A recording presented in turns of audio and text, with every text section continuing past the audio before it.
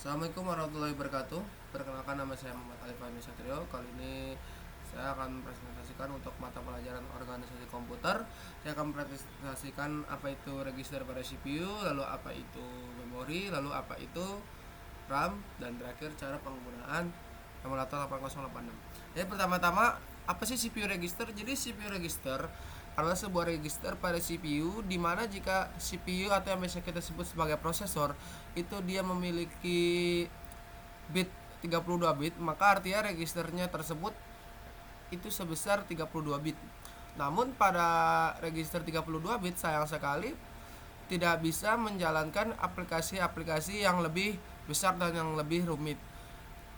Dikarenakan registernya hanya memiliki 32 bit, maka hal ini membatasi si prosesor tersebut untuk menjalankan banyak aplikasi-aplikasi yang lebih rumit dan lebih kompleks. Karena prosesor 32 bit ini sekarang sudah tidak ada ya, karena sudah ditinggalkan. Lalu pada register CPU yang memiliki register 64 bit, maka prosesor tersebut dapat melakukan proses data yang lebih banyak. Jadi registernya itu 64 bit. Dia bisa menjalankan aplikasi yang sangat rumit, bahkan dia juga bisa menjalankan aplikasi 32 bit, di mana kita membutuhkan software yang bernama software compatibility, dan software compatibility tersebut membuat CPU register 64 bit itu bisa menjalankan aplikasi-aplikasi yang seharusnya dijalankan pada aplikasi 32 bit ya. Lalu memori itu apa sih? Jadi memori itu adalah sebuah media penyimpanan pada komputer ya. Jadi media penyimpanan komputer untuk menyimpan suatu data yang digunakan untuk diproses oleh prosesor atau CPU. Dan memori penyimpanan ini ada dua ragam ini ya, dua macam ya. Jadi yang pertama memori penyimpanan yang volatil. Jadi memori penyimpanan volatil itu memori penyimpanan yang mudah dan cepat ya. Jadi dia tuh memori penyimpanan yang sangat cepat, tetapi sayangnya dia adalah memori yang tidak permanen gitu. Jadi misalnya sistem dimatikan, maka memori yang ada di situ, data-data yang ada di situ hilang. Dan memori ini biasanya digunakan untuk penyimpanan sementara pada komputer untuk loading sesuatu untuk ditampilkan.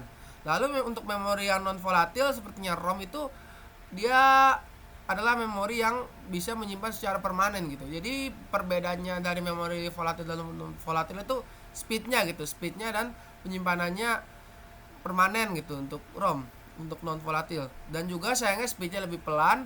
Lalu dia size-nya lebih besar ya. Dia untuk menyimpan banyak data-data, dokumen dan disimpan sebagainya itu di ROM.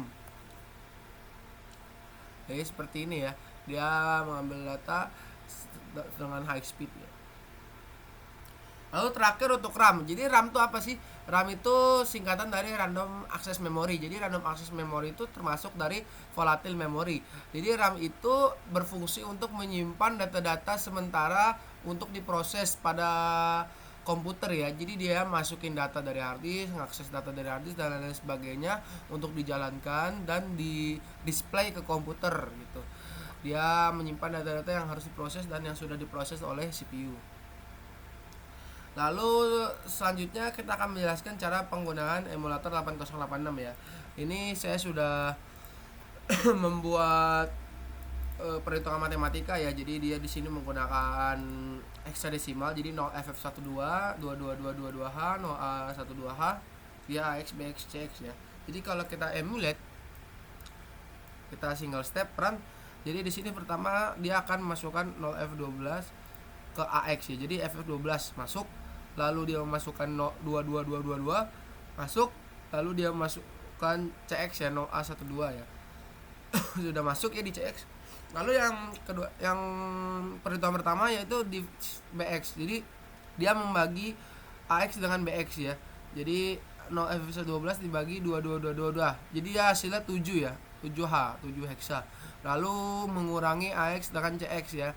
Jadi 0007 dikurangi dengan CX 0A12, hasilnya F5 itu sayangnya di sini karena memang 7 dikurangin angka yang lebih besar, di hasilnya minus. Jadi kita bisa lihat di flagnya ya.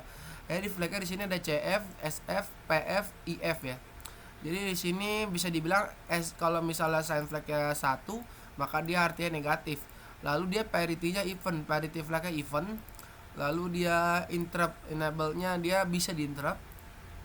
Dan sudah begitu. Kalau parity lalu. Jika itu kita bisa melihat ya AUX di sini ya untuk memori ya. Nah, ini. Untuk memori dia seperti ini, dia berbasis hexa ya. Baik, sekian video saya mengenai organisasi komputer, kurang lebih yang mohon maaf. Assalamualaikum warahmatullahi wabarakatuh.